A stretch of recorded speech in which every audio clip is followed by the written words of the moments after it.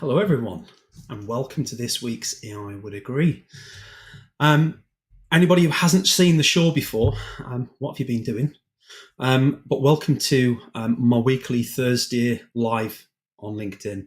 AI Would Agree started probably nearly a year and a half ago now. We've had some amazing guests on the show. We talk everything from technology to leadership and everything in between around the customer experience and customer service front. Um, Today's guest is an interesting conversation because until about 10 minutes ago, me and Pedro had never actually met in person. So we've had some chats on LinkedIn, but we never actually met each other. So this is true to my nature in what I said, that AI Would Agree would always be a very informal and free-flowing event. No scripting. We take the technology bad with the good at times. And here we are. So Pedro, welcome to the show. Thanks very much for coming along. Hello, good afternoon, everyone. Thank you so much for having me here, Paul. Fantastic. No, not at all. Not at all. And before we get into anything else, I'm going to call out the amazing Star Wars and Lego tributes behind you because Thank it you. just proves I chose the right guest to come on the show because you're a man after my own heart, right? Yeah, and I also really love your T-shirt. I've got another one that is Top Dad, which my son got me for Father's Day, which was really nice, but that's in the wash. So I'll just have to be inverted today. Fantastic. So as I begin the show asking pretty much all of my guests, Pedro, I would love to hear the story of how you got involved in contact centres in the first place. Um, Well, when was uh, it? I don't think it will be different from a lot of people that joined the contact center industry by accident. Yeah. So I joined back in 2012, and in Portugal, it's completely off my background. My background is in engineering, and I was working for a construction company. And with the economic crisis, that construction company went bankrupt, and I got laid off. Mhm. And an opportunity appeared for me to join Teleperformance. And I thought, well, why not? I'm busy. I have a payment, and until something better comes along, let's do this. And then one big problem happened. From the first day of training, I really liked the environment, the industry, the opportunity to help others, and especially, and this is the opportunities that I saw immediately to grow within this environment. So I went through and I immediately changed my focus of having this not temporary job until I find something better to make that my something better.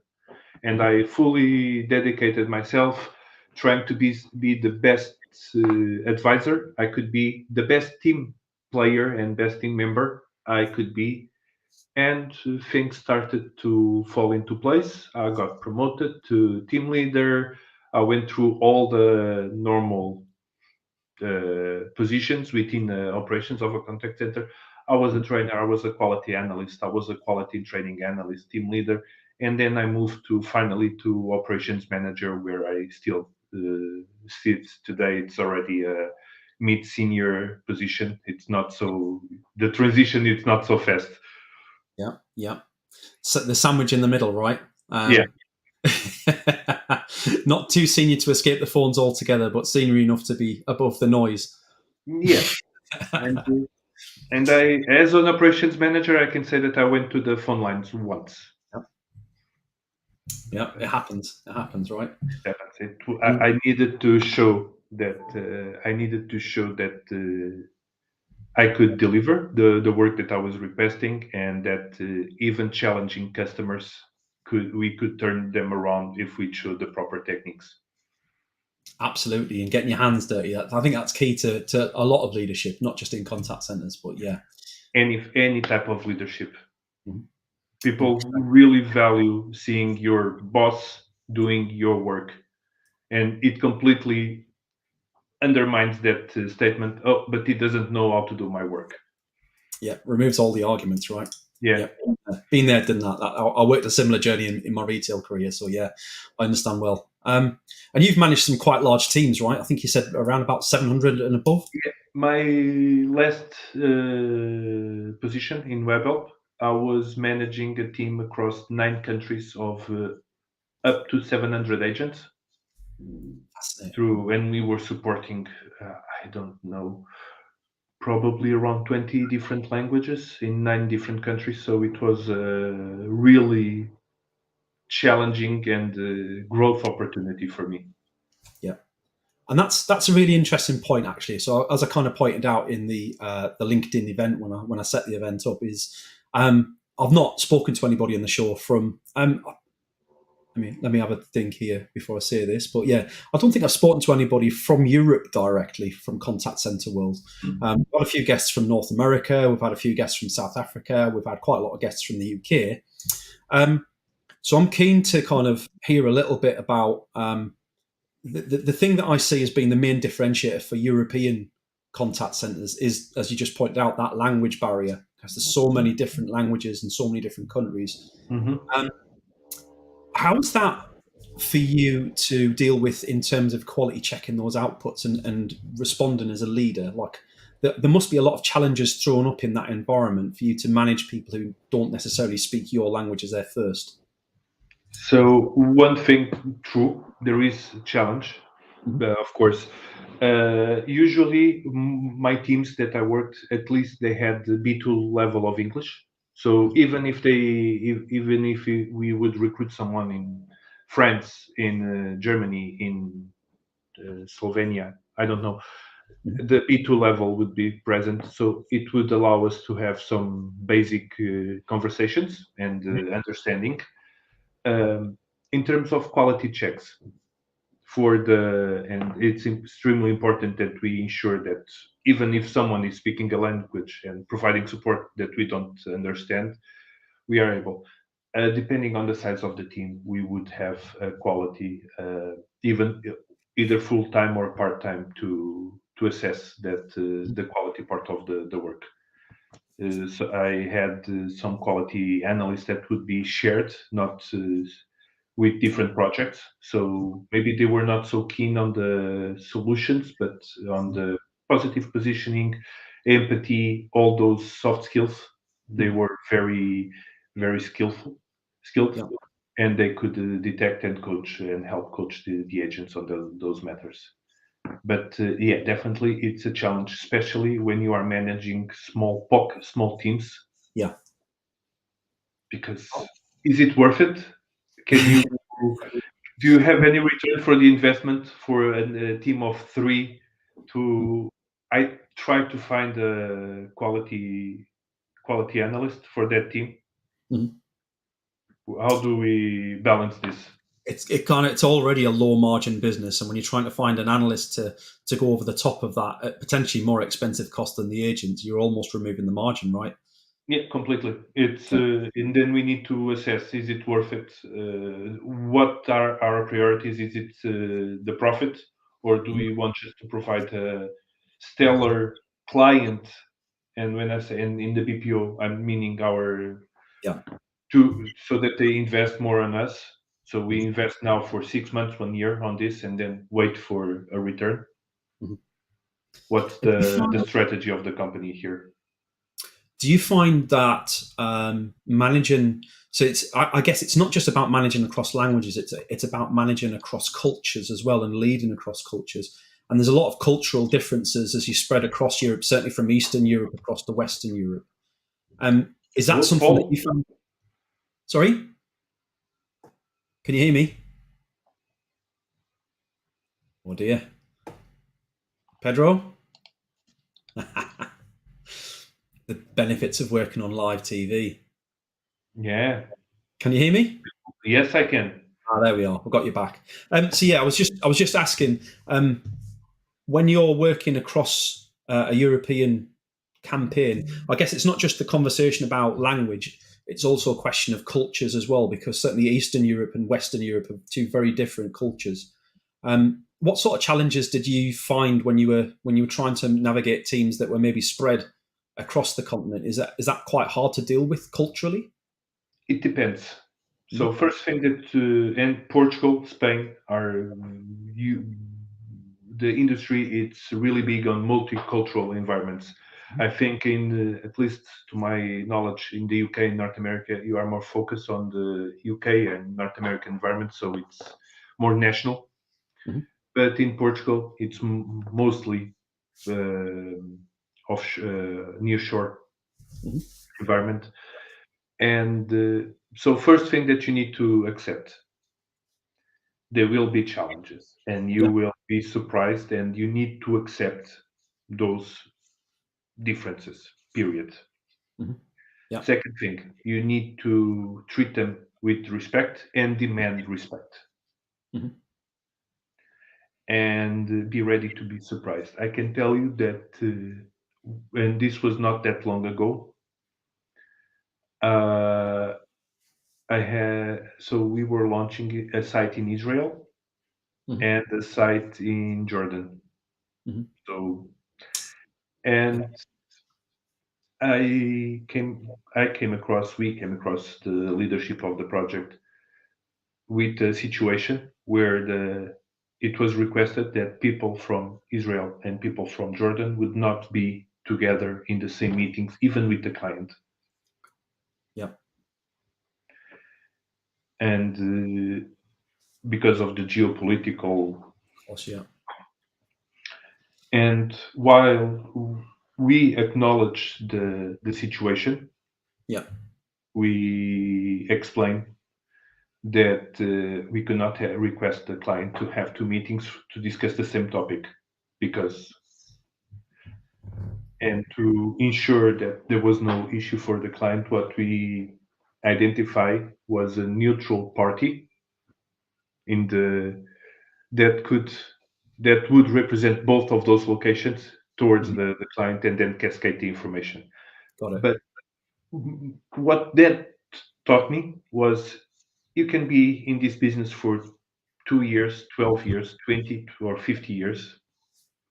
You will always find something new in the multicultural environment that you are not prepared to handle. Yeah.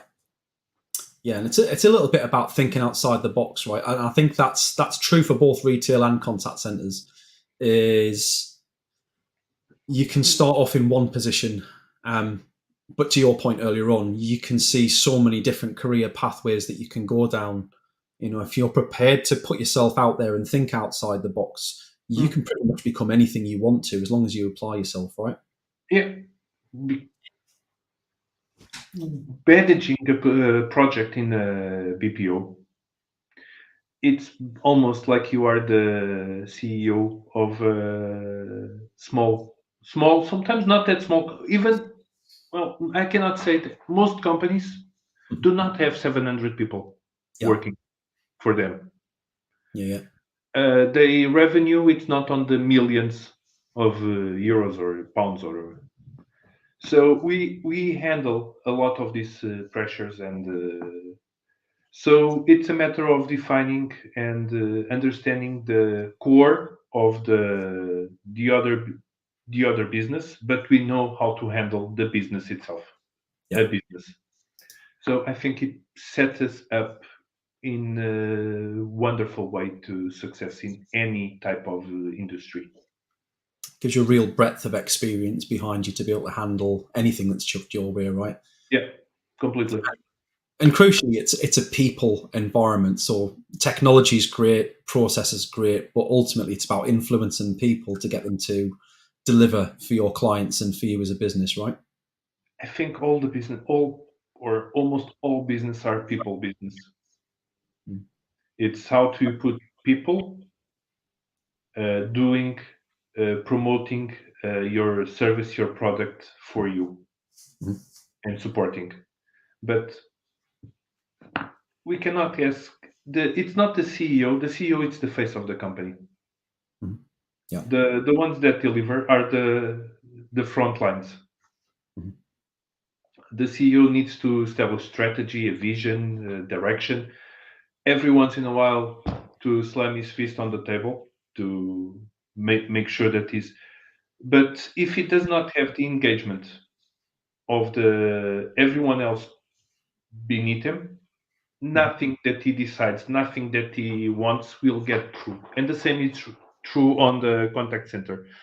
I can have the best action plan, the best strategy to tackle a problem, the best ideas. But if I'm not able to communicate, to make sure that my team, the ones below me, fully understand my vision, my ideas, my objectives, they will not put it in place. They will stick to whatever they know or want to do. And the ones below them, they will not do it as well. So it's every single business is a people business, unless you are working alone. So, question then.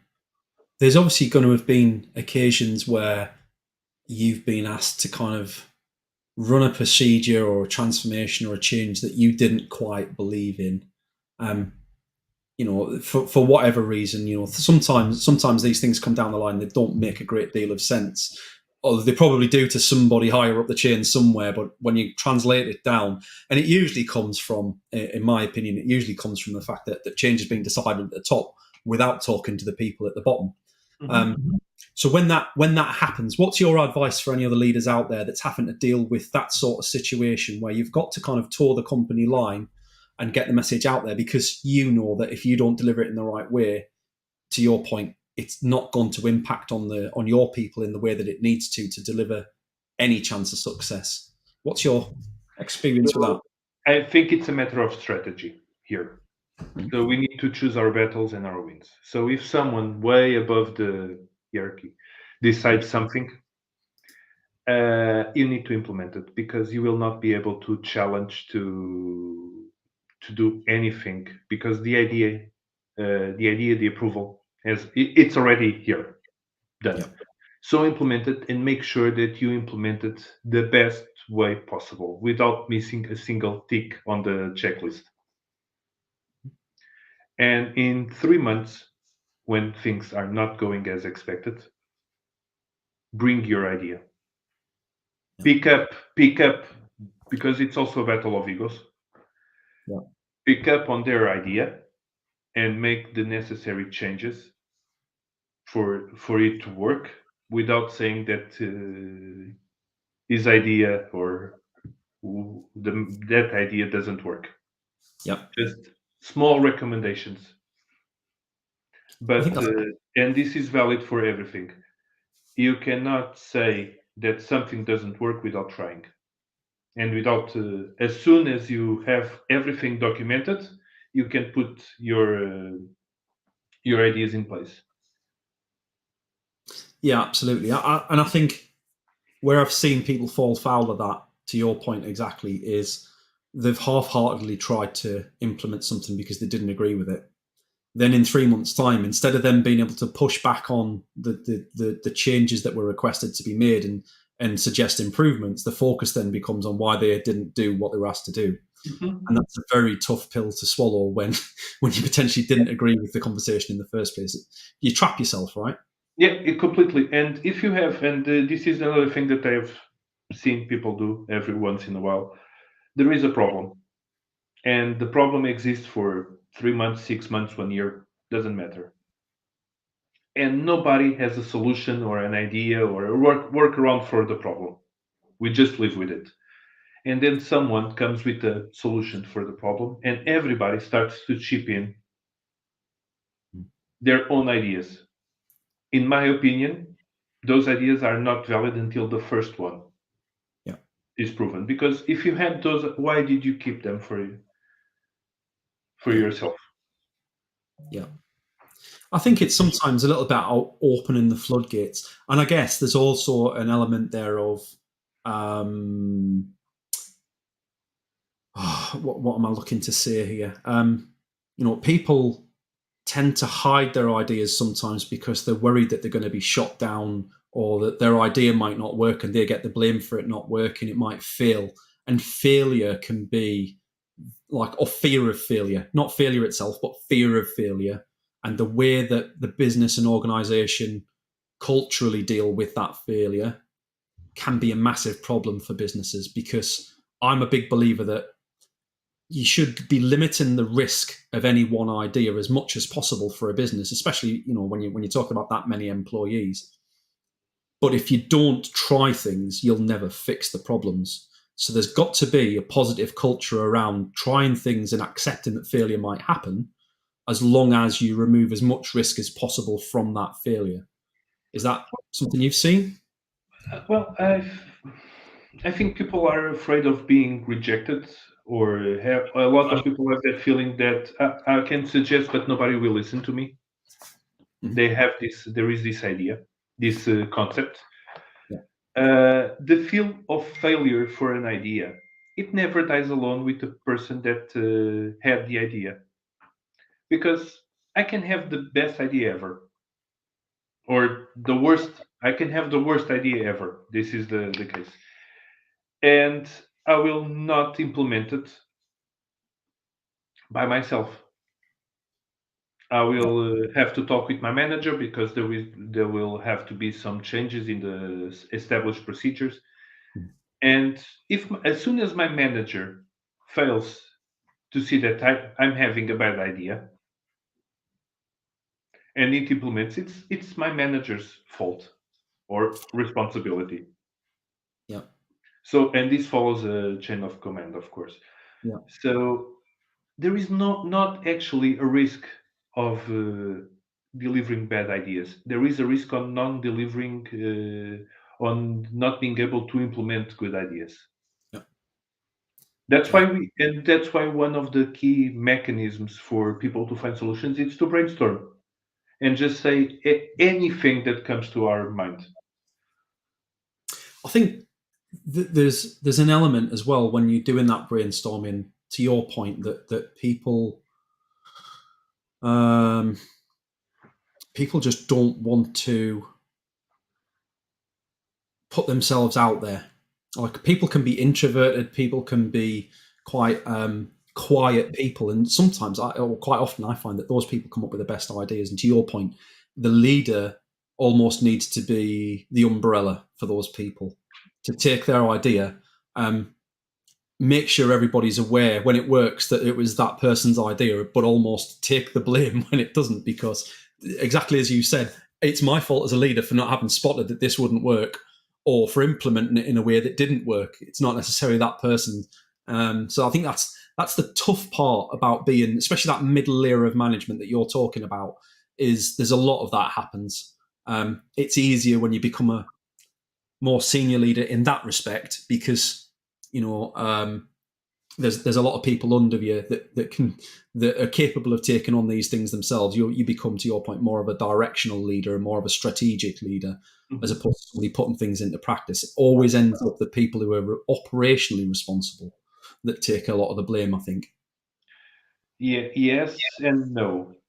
I don't fully agree with you. I don't. I think the more we go up the ladder, the more responsibility we have for our own ideas, because there will be less people to veto our ideas and the implementation. So it's really dangerous when the CEO has a really bad idea. Yeah, yeah. Nobody will be able to say no. But I don't think that should be the case, though. No, the problem is nobody has the power to shut it down. Yeah. And sometimes we see people in places of responsibility Mhm. or power having bad ideas, and nobody's saying nothing. There is multiple factors. One, they don't want to they don't want to say no to the boss. Mhm. Depending on the company, this can be a big problem. Yeah. Uh, they don't have that opportunity even, Mm. and but as soon as you manage to go up the ladder, I think you are being paid to not have bad ideas, or you are paid for your experience and your track record of not having bad ideas, because you already learned from 3 4 bad ideas that you had in the past that Yeah, didn't absolutely. work. Yeah. And I think think that's fair. When I see really good CEOs, and I've spoken to a few on the show, some amazing CEOs. Without doubt, the best ones surround themselves with people who aren't afraid to challenge their ideas. So to your point, I think it's really dangerous, and I think probably the bigger the business, the harder that becomes to surround yourself with those people. Um, but I think it's very dangerous to be ahead on your own in a business where everybody just accepts your decisions and lets you run with whatever you decide to do. That I think that is, if I would worry a lot if I was that CEO that I've got nobody that's comfortable to say no to me. There is one thing that happens in companies, and it's human behavior, Mm. that we tend to hire people that we see as not as smart, more limited than us. When what actually brings the magic, it's the opposite. Yeah, You should not be afraid to hire someone that is noticeably smarter than you were. And picking up on this, the CEO should be the dumbest person in a corporation. Because you want your people to be really, really, really smart people, yeah, to challenge you, to because will that's the thing that will make you grow as a person. And as I'm really proud whenever I see, and this is something that I've learned, but I'm really happy with myself, and I see that as a personal achievement mm, when someone that is on my direct report team is promoted to the same position as I am, and some colleagues of mine that already are as an operation director, and I'm mhm, happy, and we work together, and it doesn't mean that anything. It's not a menace to me. It's not a risk to me. It's not a threat. It's part one. It's opportunities. Another. It's a proof of their capabilities. And if they were mentored by me, I think that also says a lot about me. yeah, yeah, absolutely. I'm quite a big fan of the quote that you're not a leader until you've created a leader who's created a leader. And I think that's fair, and I love that phrase, and I've lived by that for quite a long time. And exactly as you've said, like some of my proudest moments from my leadership days was seeing my team. I took one of my deputy managers when I was in retail store to take him to the warehouse to collect his company car as he got made store manager, and that was one of the proudest days of my life because I know I had an impact. Not didn't want to take it away from him. Like he got himself promoted, but I had an impact on that, and to make that sort of change to somebody's life is really powerful. And I think that's when I speak to leaders who've been there and done it for a long time, that's the underlying motivational factor for them. It's not the day in and day out of the grind of the job and all the problems and the stress and the long days and cancelled days off. It's those moments when that ray of light really shines through, where you've helped someone and you've changed their circumstances for the better, to your point, whether it's directly or indirectly. There is the term, the work wife or work husband. It's quite coined already but we need to coin the work kids. And Yeah, I'm not saying it but the ones that we mentor to become better professionals, and we can continue to see their career grow and feel proud of them. yeah. Fantastic. Well, we've come to the end of the 30 minutes, believe it or not. It It's, was it's really amazing fast. how fast it flies. I've really enjoyed the conversation, Pedro. And like I say, for everybody who's watching this is the first time myself and Pedro have had an in-person conversation. So fantastic to see that what we started on LinkedIn proved to be a good conversation on live show. Anybody who's watching the show, I want to make a special call out. Is Pedro is actually between jobs at the moment. He's got some good applications going on, and he's working through those things. But anybody who's watching the show at the moment who would like to add Pedro to their team, please feel free to reach out on LinkedIn. I would love to think that through the power of this show and the different networks that we've managed to get some movement on something for Pedro. I wish you all the luck in the world for the Thank you next so few much, Paul, weeks. for both for the shout out and for the invitation. And it was really fast, and it was really, really a pleasant conversation. I'm Well, up. I'm up for it as many times as you want. I just don't want people to get bored with me. Absolutely. Well, look, Pedro, I'd love to see you on some of the future shows, like in the audience, asking questions and things like that. Please do, and stay in touch with me as things I progress. will. Let me know how you get on. Yeah. I'd love to be able to shout that out to the audience as well. Fantastic, everybody who's come along to watch us today. Hope you've enjoyed the show. We'll be back again next Thursday with another guest, and we will see you soon. Take care. Bye bye.